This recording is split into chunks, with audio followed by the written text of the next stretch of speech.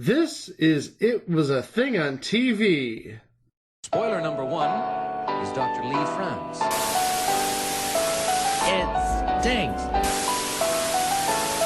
What is going on? What is going on? Episode 77, Submission 379. The WTF stories of Unsolved Mysteries. This is going to be a very historic departure for this show because we're actually covering a show that technically is still on the air. Because last week, Netflix dropped season 15 of the show, and frankly, it's awesome. I like it. And if you are a big true crime fan, that's going to be your jam. That's basically Unsolved Mysteries sexed up. Unfortunately, the only appearance from Robert Stack is a photographic still in the opening. Thanks, Duffer Brothers. Yeah, because obviously it's very hard to replace somebody as iconic, associated with one show like Robert Stack was. Yeah, just ask Dennis Farina, who did. Okay, I was just going to say, Peanut Gallery has a question. Did they say anything about Dennis Farina? No. Okay, not surprising. Good. Although he was okay too, I guess. I don't know. When we think of Unsolved Mysteries back in the day, in our younger days, we associate the show with some of the weirdest stuff you'll ever find. Of course, you had your murders, you had your true crime stuff, and you had your reunited of lost loves. Yeah, those were touching. But the real reason we watched Unsolved Mysteries was the out there, what the hell is this stories. Yep. These were your mysteries of the unknown from Time Life Books material. And we're going to cover 4 of them each on this episode. And we've taken a look at what we've all had to cover. And all I can say is, what the ever-loving beep beep. So, hey, Mike, why don't you start us off? Okay. To start off this episode, I want to bring up the story of one Dee Klepper. In the fall of 1977, Dee Klepper's mother, Cece, was driving to a friend's house with her daughter, Dee, and Dee became extremely agitated. Dee told her mother that this intersection was a dangerous place. Now, mind you, from what I've seen, Dee Klepper was probably around 5 years old at the time, maybe even, it looks like 4. I'll get to how we figured that out in a second. So she was probably about 3 to 4 years old. And so what's a 3 to 4-year-old saying, this is a dangerous place, a dangerous intersection? Cece later told another relative about this incident. The relative told her, Cece, that her grandmother, named Ocelia Davidson, was nearly killed in a car accident at that same place 17 years earlier. Whoa. Huh? Well, hold on. This gets a little more interesting. It couldn't have been possible for the daughter Dee to know about this because Ocelia Davidson had passed in 1966, 7 years before she was born, before Dee was born. So Cece became convinced that her daughter Dee was a reincarnation of Ocelia Davidson. It gets a little deeper than that. I mean, that's kind of crazy as is. Cece, the mother, noticed that Dee started acting like Ocelia as well. And one day when they were at the grocery store, Dee, the daughter, began talking with an older woman. She told Cece that the woman was an old friend of hers.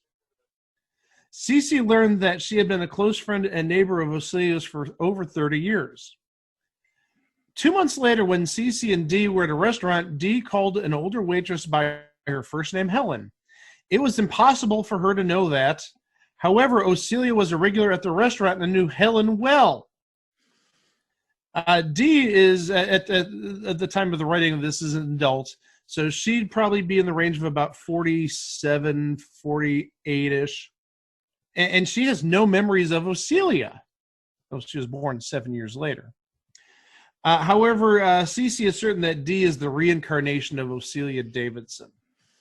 And this episode originally aired on July 16th of 2001. So there's your very bizarre case to start off our festivities. Okay. Well, I've got one.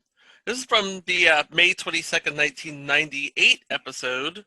It's called Chair of Death. And what happened? What happened was Thomas Busby, a striper with the British forces, was tried and convicted in 1702 for the murder of his father-in-law, who he supposedly strangled for sitting in his favorite chair after an argument about his wife, or the father-in-law's daughter. Now, on his way to the gallows, he wanted to stop at his favorite bar, sit in his favorite chair, and have himself a pint, which, is normal. As soon as he was done, and before they took him to the gallows, he said, and now I'm quoting, "May sudden death come to anyone who dares sit in my chair." Now, fast forward a couple of centuries, we're up to the 1940s, World War II. Airmen from a base decided to go to the pub and have a seat in the chair, and while driving back, they crashed into a tree and died. Then a few years later, two bricklayers decided to try it. That afternoon, the one who sat in it fell and died. Apparently it has literally killed everyone who sat in it, no matter what. There's always been some sort of freaky instance in which somebody sits in the chair and then soon after they die. It's almost like Final Destination, if you think about it. So eventually, and the weirdest one was a cleaning woman stumbled into it while she was mopping. She was killed by a brain tumor. So eventually, the owner moved into the basement, hoping nobody would sit in it. And then one day, a delivery man was in the basement, sat in it. An hour later, he crashed his truck and died. So the landlord asked the local museum to take it, and they hung the chair 5 feet from the ground so nobody would be able to sit in it. And the local museum is where it sits. It's where it sits to this day, hanging on a wall 5 feet off the ground so nobody can sit in it. Apparently, the chair's killing days are over.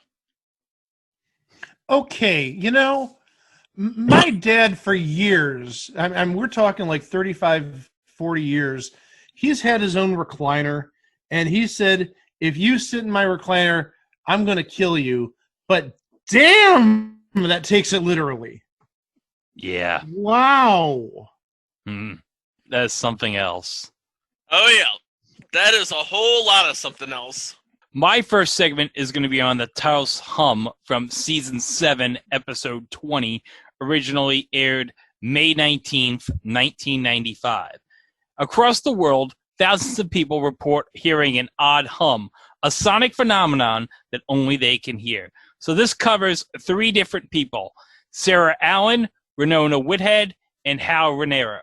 Sarah Allen has reported that the sound does not change, even if she moves around to different places. Renona Whithead claims that it sounds like the air is sizzling, and Hal Raniero claims that it sounds like a diesel engine running, causing ear pain. Hal claimed that he started hearing the hum after he moved to a small lakeside town outside of Detroit. At first, he assumed that it was just a motor sound. However, the longer the sound continued, the more it caused him to lose focus. He checked the local airport, the ventilation systems of a university, and other places where he believed the sound may be coming from. However, he could not determine the origin of the hum. So a few people suggested to Hal that the hum was coming from electrical fields in the area. They suggested that he go to an underground copper mine to see if he could still hear the hum from down there. And within a few minutes, he confirmed that he could still hear the hum. Surprisingly, he said it was even worse underground. Sarah Allen, a radio broadcast engineer, claims to have started hearing the hum in 1992 after she was dispatched to repair a transmitter. She was able to play a digital recording of what the hum sounds like to her. She lives in Taos, New Mexico, which is where the hum is most often heard from, and some believe the sound originates from the town. The digital recording was played for Renata Whithead, who lives in nearby Santa Fe. She said that the recording was very close to what she often hears. She has been hearing the sound since 1990, but it has completely disrupted her life. She is currently on disability from her work at the National Park Service. Hundreds of people who hear the mysterious hum are now part of a support group. They believe the hum may be caused by a radio system known as ELF, or extremely low frequency.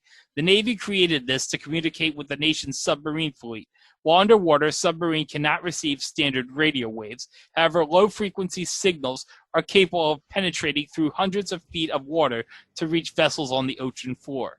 The system has been in use since the late 1980s. It was first heard in Great Britain in 1970. Since then, it has been heard in Canada, France, Germany, Austria, South Africa, China, Australia, and New Zealand, and it continues to confuse and annoy those who hear it. So the mysterious humming sound has baffled doctors and scientists. They got an ear, nose, and throat doctor brought in by Unsolved Mysteries to meet with Hal to determine if the hum was due to any specific hearing problem he had. And although he was found to be suffering from hearing loss, they found nothing that could explain why he's hearing the bizarre hum. And they sent a team of scientists to Taos, New Mexico to find the source of the hum, and they brought sound and radiation sensing equipment, but they could not find anything unusual in the town. That's bizarre. Really? Especially, I mean, when you're talking about the very low frequency waves or whatnot. Taos, New Mexico is nowhere near water. That's bizarre. I wonder if it's still happening now, because obviously that episode was well over 20 years ago. There is a Wikipedia page on the hum, by the way. So interesting. I don't think I can top that. That's interesting. I don't think so either. But I'm going to try. I'm going to talk about the Oakville Blobs. Now, it's not a baseball team or anything like that. You'll catch how weird this is in a moment. This was on the episode which first aired on May 9th of 1997. On August 7th of 1994, in Oakville, Washington, about 3 o'clock in the morning, rain began to fall, and the rain covered about a 20-square-mile area. The rain isn't necessarily uncommon in that area if you've ever been to Washington State. But residents noted that it wasn't water that was raining. It was a strange gelatinous substance that they hadn't seen before. And this didn't just happen on August 7th of 94. Over a 3-week period, this gel, this substance fell in a rainstorm a total of 6 times. At the time it first began, one of the police officers was on patrol with a civilian friend. And when he turned on his windshield wipers, it smeared against the windshield instead of washing off. So, I mean, if you've ever obviously had any sort of creature, a bug smash into your windshield and you try wiping it off, you know how much of a mess that is. The obscured windshield forced the officer to pull into a gas station and try to clean it manually after donning a pair of latex gloves for safety. He described it as being very mushy, almost like if you had Jell-O in your hand. Another local resident stepped outside after it stopped and noticed it was everywhere. At first, it looked like hailstones, but after touching it, she noticed it had that same odd gelatinous feeling. By the afternoon of that day, many people, both the officer, the local resident that took a look at this, and other residents had become mysteriously and violently ill. They described having difficulty breathing, vertigo, blurred vision, and nausea. Another resident said that everyone in town contracted a flu-like illness that lasted 2 to 3 months. Additionally, several cats and dogs that came into contact with the substance fell ill and died. Oh. Oh Yeah. my. An hour after first noticing her symptoms, one of the residents was found sprawled on her bathroom floor, conscious but very weak. Her daughter described her as feeling cold and sweat-drenched and looking pale. She was moved to the hospital where she stayed for 3 days and was diagnosed with a severe inner ear infection. As she was being moved to the hospital, the patient remembered the odd rain and thinking there might be a connection to another resident's illness. So she collected a sample and sent to the hospital. A lab tech examined it and found that it contained human white blood cells, but couldn't identify what it was or how it came from the sky. This sample was sent to the Washington State Department of Health for further study. A microbiologist there noted it was teeming with 2 species of bacteria, one of which lives in the human digestive system. Okay, this is getting really creepy now. Now we've got white blood cells and a bacteria that's found in the human digestive system. This is Is it H. pylori? It doesn't say, but yeah, this is a definite WTF thing going on here. Based on the microbiologist's findings, it was initially speculated to be human waste from an airplane, but FAA regulations require that to be dyed blue, while the blobs were perfectly clear. Furthermore, regulations forbid pilots from releasing this blue ice in mid-flight. Nearly a year after one of the residents fell ill, she mailed a sample she had stored in her freezer to a private research laboratory. While analyzing it, a microbiologist at this research laboratory believed he saw a eukaryotic cell, complex nucleus containing cells that are present in most living creatures. This means that it is or had been alive. One theory as to the origins was that the military's naval bombing runs at sea had accidentally destroyed a school of jellyfish and sent their pieces flying into the atmosphere, where they settled in Oakville, 50 miles inland.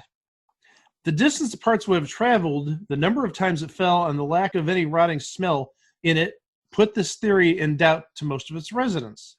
While the Air Force confirms they were doing practice bombing runs over the Pacific Ocean in August 1994, they deny knowledge of the substance or any involvement in creating or dispersing it.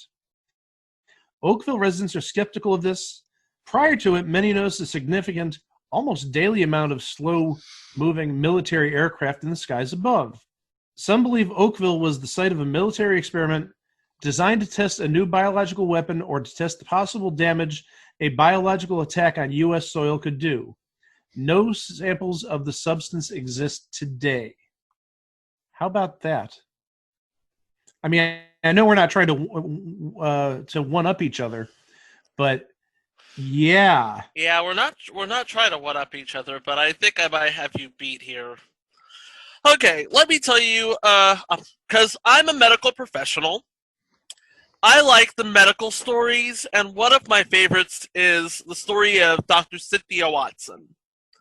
She is a board-certified family medicine provider and a nationally recognized practitioner and lecturer in the field of integrative medicine. Still is, by the way. And she is known for incorporating conventional medicine with herbal medicine, homeopathy, natural hormone therapy, and nutrition. And her treatment approach is very holistic. It focuses on wellness and the preventative ways to achieve greater vitality and extend the quality of life. She's on this show because she is an expert on aphrodisiacs. Ooh! Thank you. She's been studying aphrodisiacs and their history for quite some time, and one of the traditions that she ended up studying was European newlyweds would drink wine mixed with honey every night to help give them the energy for relations. Wacka wacka wah, wacka wacka wah. There's not enough sex on this show. Anyway, the Puritans also had their own. The Puritans. Oh, the Puritans of all people. They had their very own aphrodisiac, the dandelion weed, filled with vitamin A. And of course, you all know about the viral powers of oysters.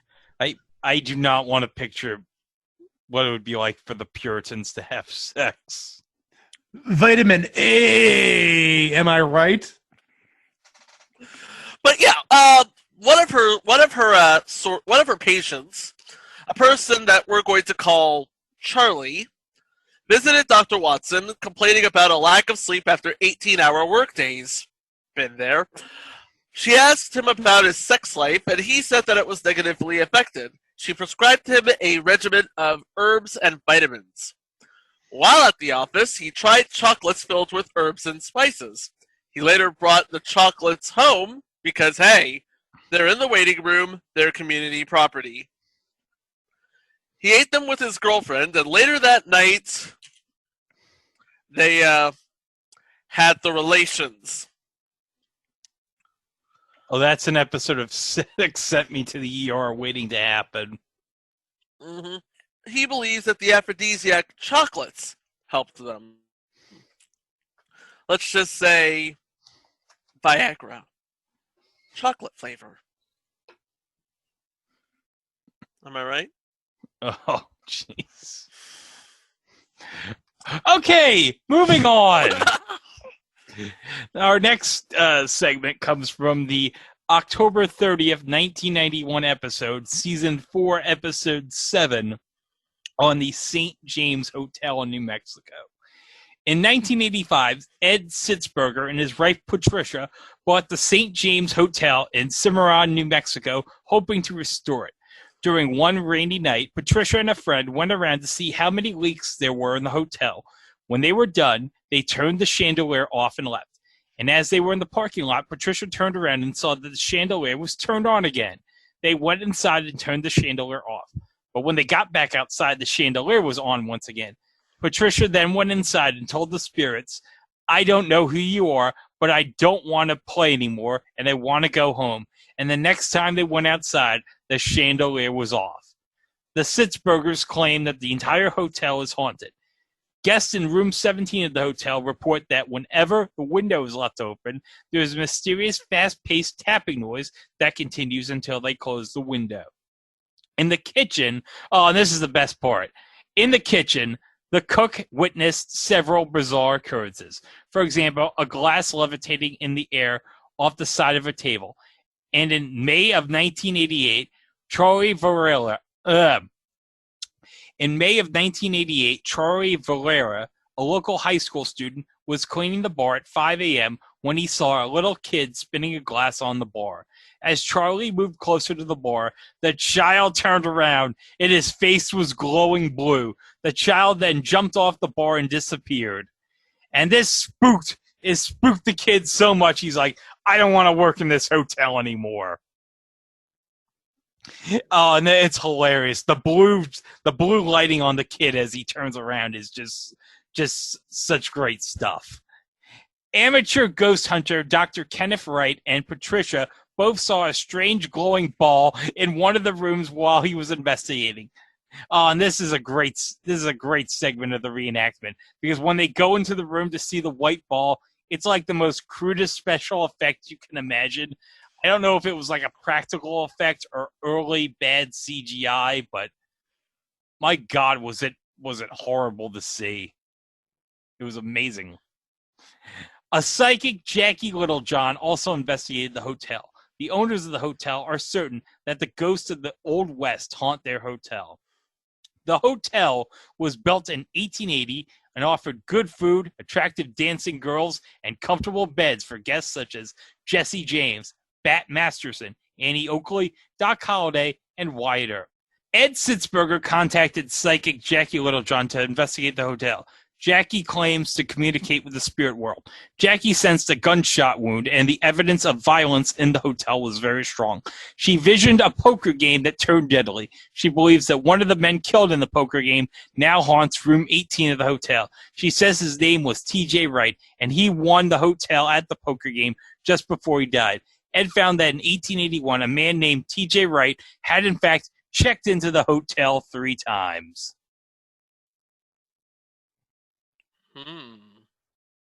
Yeah. I seem to remember this.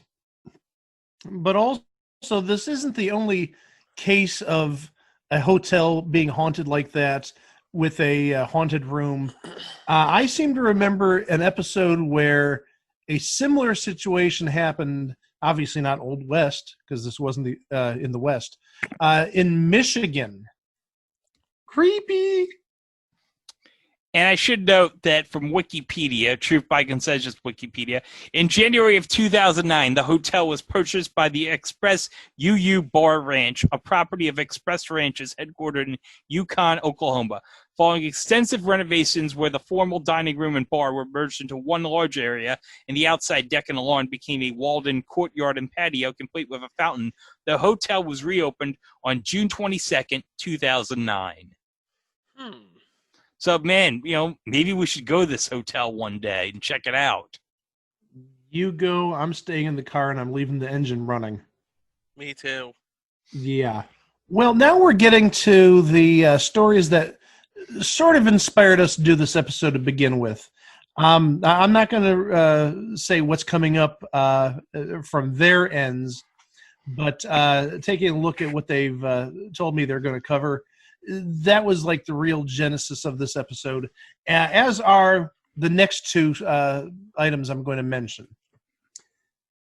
The first one has to do with a gentleman named Dannion Brinkley. Oh, this is great. Boy. Here we go. Dannion. I think it's Dannon or maybe Dannion. I don't know. Dannion Brinkley. Okay. So go back to 1975.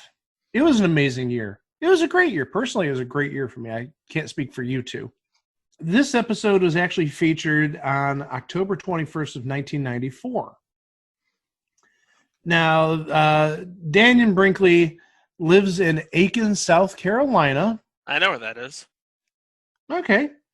And on September 17th of 1975, Mr. Brinkley, who was 25 years old at the time, was on the phone with his friend Tom.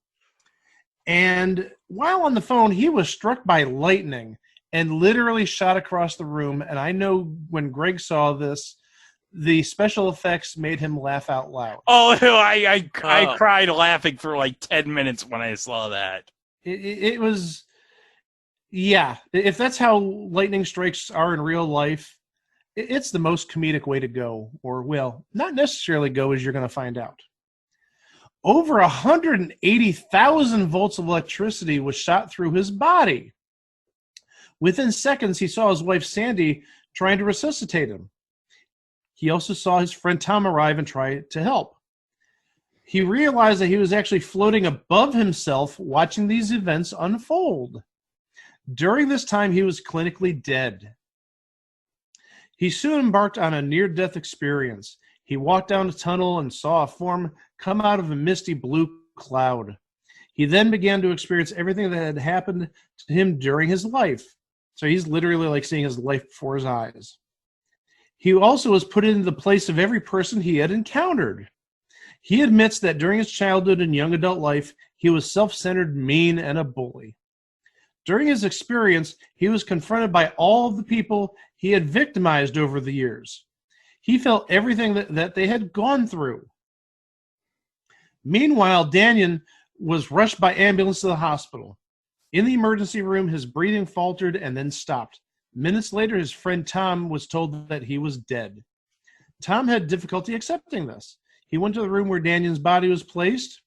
Suddenly, he saw the sheet over the body moving. Dannion said that at that point, he went from a spiritual place back to the physical world. Miraculously, he returned to life after being declared dead for 20 minutes. Dannion, however, was still in a grave condition.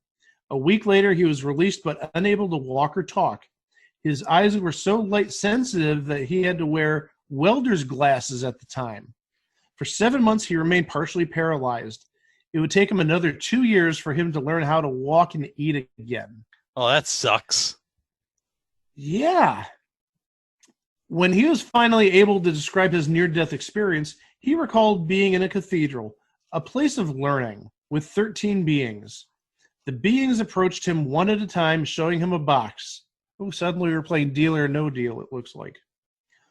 Inside each box was an image of an event that would happen in the future.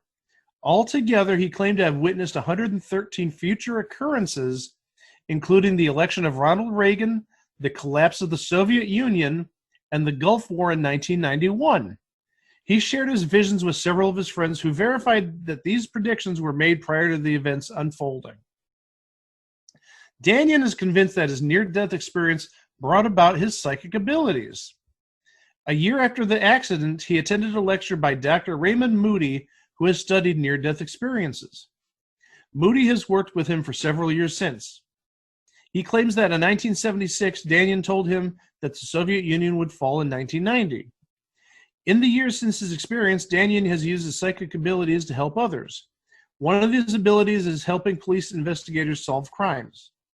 Danyan was able to help solve the 1993 murders of a Montana couple, John and Nancy Bosco. He accurately described the murderer, who was identified as Shadow Clark. In order to verify his psychic powers, Dr. William Roll observed Danyan in a series of tests. He gave readings for 8 people that he had never met before. He picked out certain details about the people that he would not have known. Dr. Roll was convinced that he was legitimate. Today, Danyan spends most of his time volunteering at hospices and nursing homes throughout the country. He believes that his experience has allowed him to be qualified to counsel others. Danyan, who was once a bully as a child, has completely changed his life to help people, all because of the lightning strike and his new psychic ability. And looks like he's still alive. He would be about 71 years old now. That's old. So he got his psychic powers from a lightning strike during a phone call. That's weird. It's very bizarre. It is weird. But it's not weirder than getting a letter from somebody who knows something about you and you don't know anything about the letter writer. Mike, you know where Circleville, Ohio is. Right? What if I said I didn't? Then I wouldn't hold it against you. It's a really small town, really small. It's like near Columbus, but not necessarily. It's in the middle of nowhere, basically. Yeah, I'm looking at it right now. It's basically Letterkenny in Ohio. Yeah, it looks like it's about maybe 25 to 30 miles south of Columbus. Well, this particular case, it begins with a letter that was sent to Unsolved Mysteries. It says, "Forget Circleville, Ohio. Do nothing to hurt Sheriff Radcliffe. If you come to Ohio, you L sickos will pay. The Circleville writer." And that's how it began. But it actually began in 1976 when bus driver Mary Gillespie was accused of a supposedly non-existent affair with the superintendent of schools. She got a letter that said, "Stay away from Massey. Don't lie when questioned about knowing him. I know where you live. I've been observing," very hard handwriting, by the way, "your house and know you have children. This is no joke. Please take it serious. Everyone concerned has been notified and everything will be over soon. Mike, get out of the house." Anyway, the writer left a Columbus, Ohio postmark, but no return address. Within 8 days, Mary received a similar letter. She kept the letters to herself. However, her husband received one as well, and it said, "Defender, you are also a pig. Inform the school board something on CBS, posters, sign, billboards, only pigs ride motorcycles. He basically said if Ron did not stop the wife's affair, his life would be in danger. After 2 weeks, the writer threatened to go public with the affair allegations, broadcasting it on TV, not CBS, CBs. Mary and Ron only told 3 people about the letters: Ron's sister, her husband Paul Freshour, and Paul's sister. Mary had some ideas who might be sending the letters. They decided to have Paul write letters to the suspect, claiming they know who he or she was. The plan seemed to work. The letters stopped for several weeks.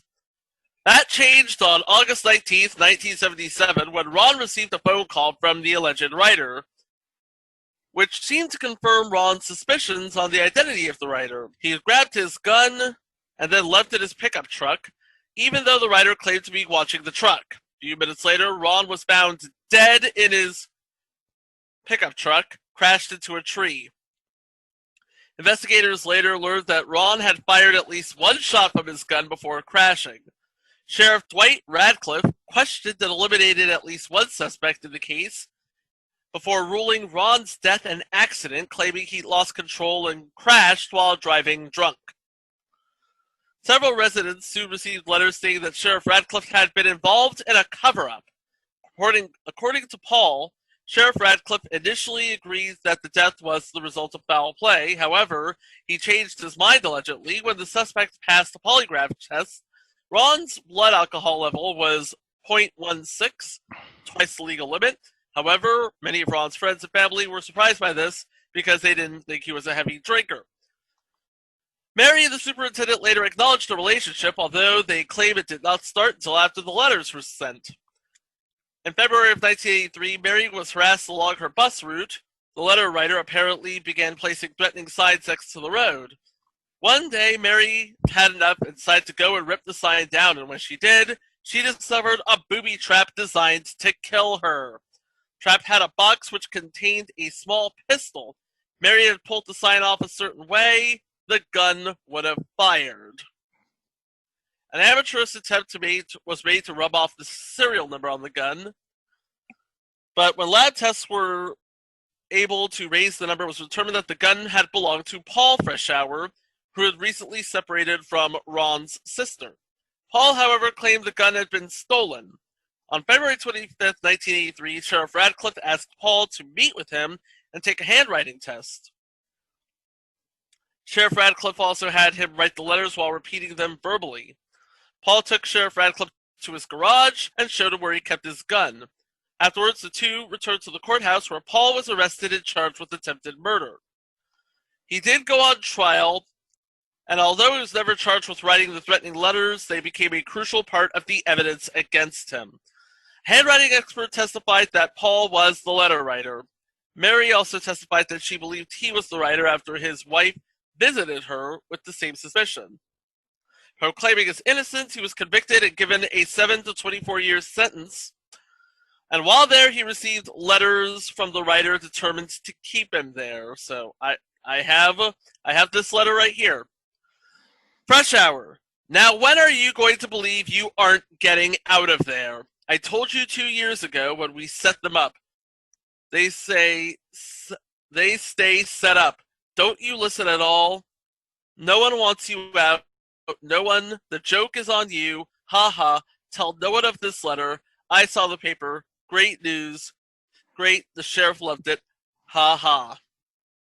Others also received letters postmarked from Columbus, even though he was in prison in Lima.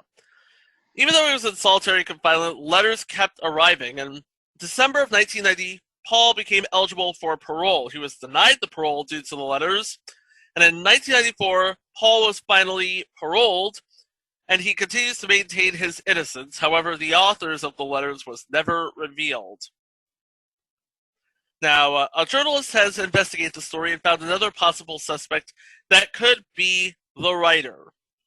Another bus driver on Mary's route had seen a suspicious man standing next to a yellow El Camino. The man was at the same spot where the trap was later to be found, and the possible suspect's brother owned that same type of car. However, the description does not match Paul, and he has a solid alibi at this specific time.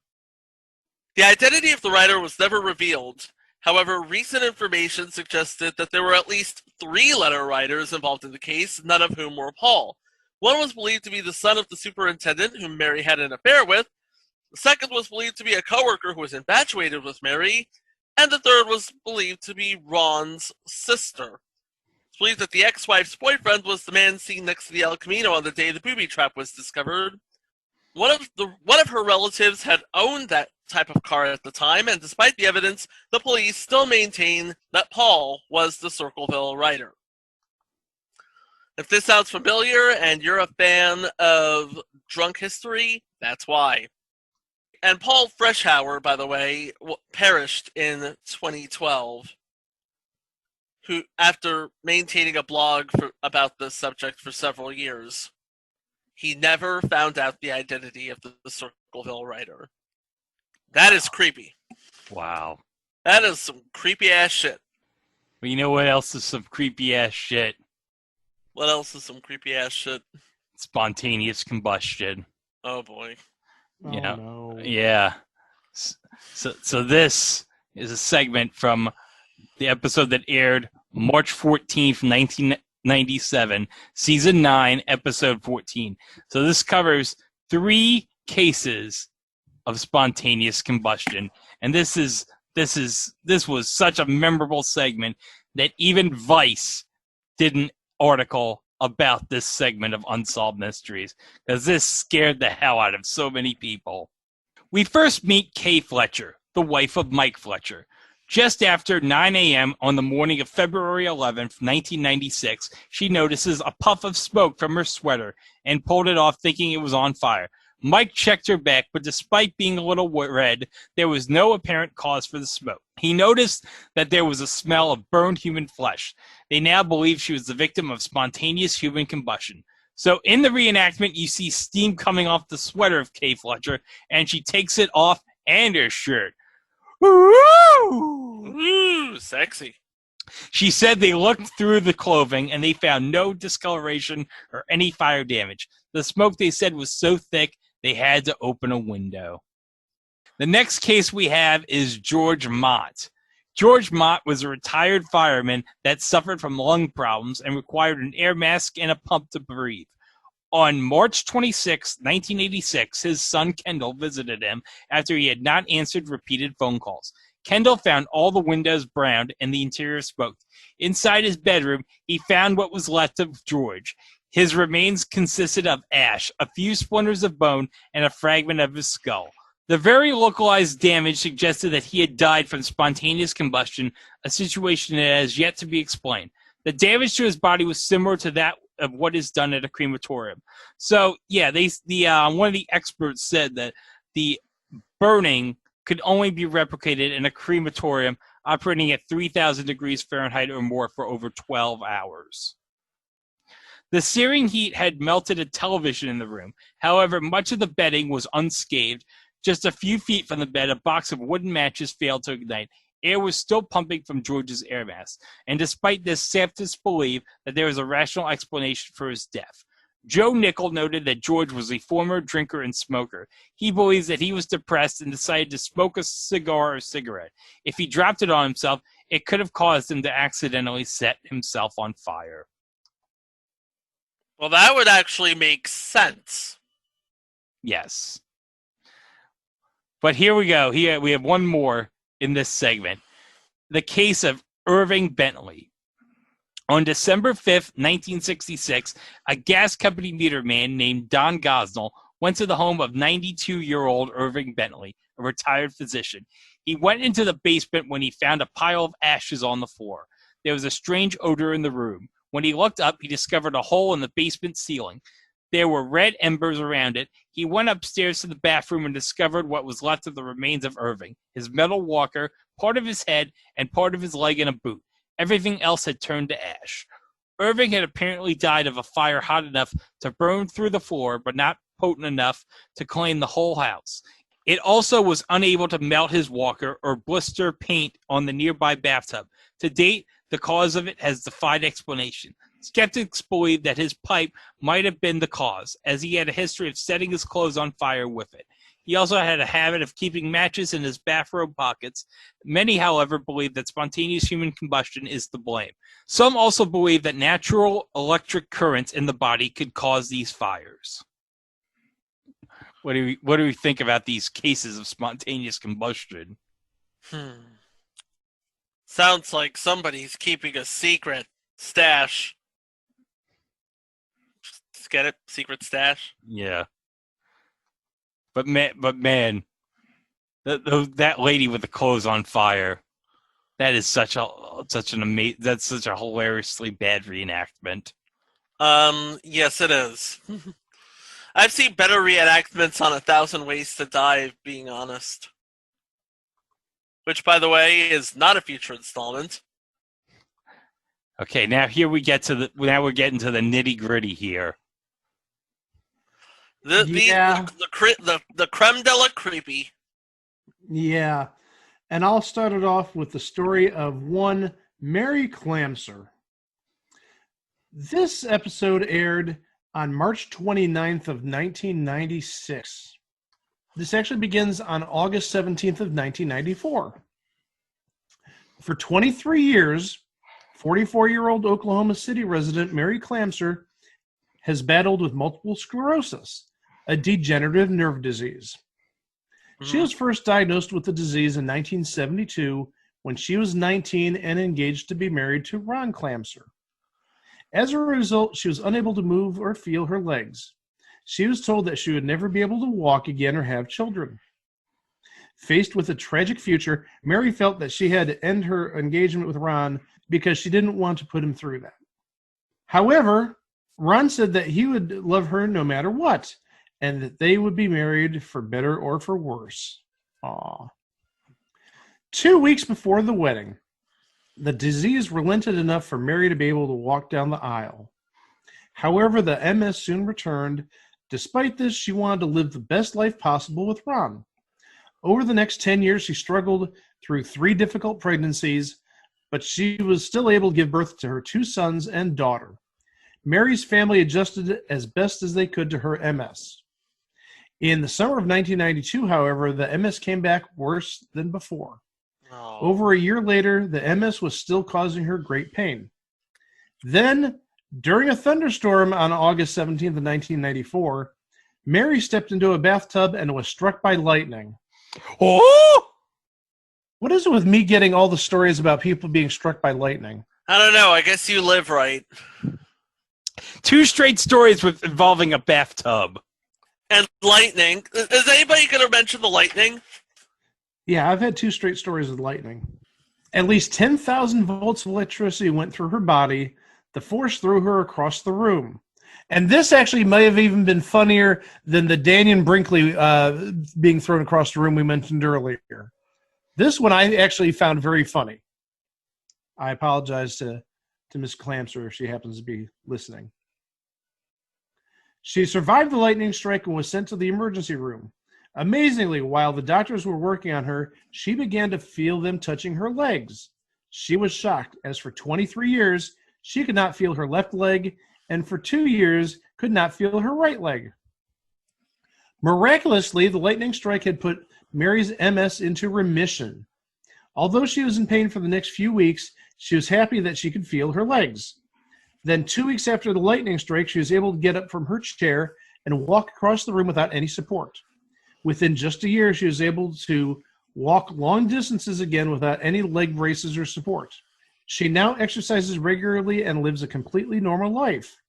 No one has any idea how Mary's MS was cured through lightning, but she believes it was a miracle. Now, here's a side note. Listen to this. And this may actually be a callback to Daniel that we talked about earlier, the psychic. Uh-huh. On April 19th of 1995, Mary canceled an appointment at the Oklahoma City Federal Building to do an interview about the miracle in Los Angeles. That was the day the Oklahoma City bombing happened. Ooh. Yeah. And then also, even more interesting, Mary's MS later returned, and she was again confined to a wheelchair. Amazingly, in 2005, she was outside when she was again struck by lightning. Once again, her MS went into remission, and she is able to walk again. Now she has a special room in her house to protect her from any further lightning strikes. Sadly, Mary's husband Ron passed away in 2016, and their son Christopher has also since passed away. Oh, that's a sad story. That's sad. It's sad, but it's happy. But yeah, there's something about lightning strikes. You become psychic, or your MS goes away, and who knows? Well, one thing that doesn't happen when you're struck by lightning is that you get rained on. But that would happen to a person named Don Decker. On February 24th, 1983, this episode, by the way, aired on February 10th, 1993, so approximately 10 years before this episode aired, a funeral was held in Stroudsburg, Pennsylvania, for a 63-year-old by the name of James Kishaw. His 21-year-old grandson, Don Decker, had been granted a furlough from the county jail to attend the funeral. He was serving 4 to 10 months for receiving stolen property. What he had not told people is that James had physically abused him since he was 7. He felt that the evil in his life was finally gone. However, it apparently did not leave, but instead manifested that night. Don angered his parents, glorifying James. Decided to stay the night with his friends Bob and Jeannie Keffer. While at their home, he had an uneasy, chilled feeling overcome him. Suddenly, water began to drip from the walls, and he fell into an eerie, trance-like state. After the water started dripping from the ceiling, the Keffers decided to notify their landlord, Ron Van Wy, and when he arrived, he was surprised at the amount of water coming out of nowhere. At first, they thought it was a plumbing problem until they realized that there was no pipes in the front end of the house.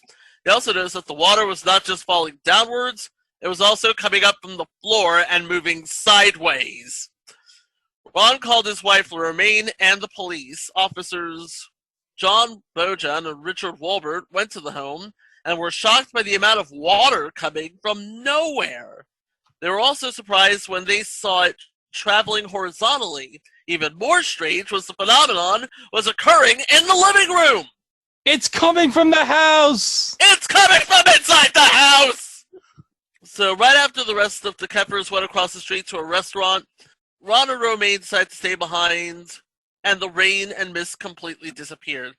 Felt that one of the people that was left was connected to the mysterious rain. 23 hours had now passed since it began. The Keffers and Don arrived at the restaurant, which was owned by Pam Scrofano, who had visited the home earlier and wishes the rain firsthand. Suddenly, rain started falling in the restaurant. Oh! Pam gave him a crucifix, which started to burn him. She told him to contact the church to perform an exorcism. One of the officers returned to the home, gave him a crucifix, which burned his hand. The rain appeared, and he was thrown across the room again. The officers then noticed 3 claw marks on his neck with blood coming from them. The officers involved still can't explain what they saw. And finally, on the 3rd night, Ron convinced an evangelical preacher to come and attempt an exorcism. Other priests and ministers had turned it down, but when the preacher began to pray, Don began to convulse violently. Those present seemed to notice a different feeling in the home. At the end of the prayer, the rain stopped and never appeared in the Keffer home again. But a few days later, Don was returned to jail to finish his sentence, and while he was back there, the rain materialized again. His cellmate was drenched in water. 2 guards and a janitor reported seeing rain. Don felt like he could not control it. One guard told him to make it rain in the warden's office, and just moments later, water appeared on the warden's shirt. So, a reverend was sent to the jail to meet with Don. A smell of death came through the room, and he witnessed the rain appear in the area as well. It did so at Don's command. The reverend opened his Bible, and it did not get wet. He prayed for him, and the rain stopped. The reverend also performed a ceremony on him. Eventually, mysteriously as the rain began, it stopped. It has not occurred since, but Don and the various witnesses still do not have an explanation for it. However, he believes that it has something to do with James's abuse. By the way, James reportedly abused Don as a child.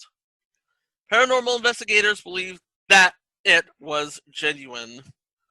Unfortunately, this case remains unresolved. Don was arrested and charged with arson in 2012, and although the incident was unrelated to the 83 happenings, the new arrest makes him appear less credible. One researcher noticed that the incident in the Keffer home may be the result of ice damming on the attic and roof, and believes that the melted ice may have entered the home, causing strange phenomena. Although many are convinced that the incident was a hoax, others are certain that an unknown supernatural force was behind it. One of the things you got to remember, it wasn't just in the house. It wasn't just in the house. It was in the jail, it was in the restaurant, and it was on a warden's shirt. So you tell me. All right. Here we go, folks. Last but not least. This one's the big one. Oh, the big one. Now, I first heard about this case from an Unsolved Mysteries podcast called Perhaps It's You. And I listened to it and I thought, this is so nuts, I gotta watch it for myself. And it's just like the most unbelievable, hilariously bad thing I've ever seen in my life. This is the segment about the Magic Rock. Originally aired on November 23rd, 1988, Season 1, Episode 9. On Saturday, May 14th, 1988, 13-year-old Jamie Parks and his friend Trevor Johnson went into the woods in Washington State near the Canadian border and found a bizarre rock with strange cryptic alien-like drawings on it. Trevor told his parents, Steve and Patty, about their discovery. At the time, the Johnsons were struggling to pay the bills and risking everything on a small dress shop that was opening in a new mall. Patty took a second job as a receptionist to pay for their rent, while Steve worked as a prison corrections officer. She later quit her job to open the store. However, this backfired when construction on the dress shop fell behind. After learning of the rock, Steve hiked to the spot with Trevor and was also interested in it. Now get ready, folks.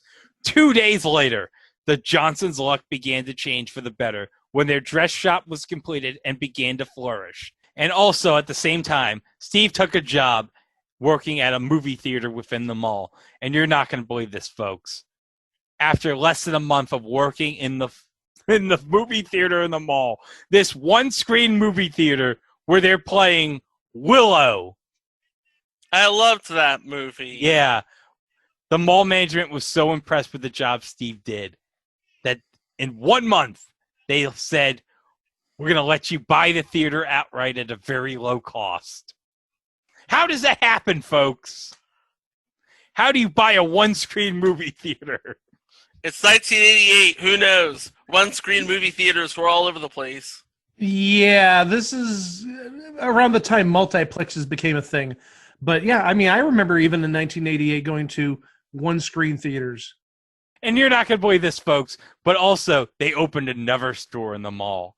A candy store. And guess what happened, guys? What happened? That store was a success, too. How else do you explain all this success? What do you think? Location, location, location. Yeah, that's what I was going to say. Location and maybe a good sense of business acumen, maybe? I don't know. Well, also, they were able to acquire a new home, and they finally attained property that eluded them for years. And guess what, guys? They were able to get the house rent-free. What? For 4 years. That all this success that can only be explained to one thing. They looked at the magic rock, and the magic rock decided, you know what?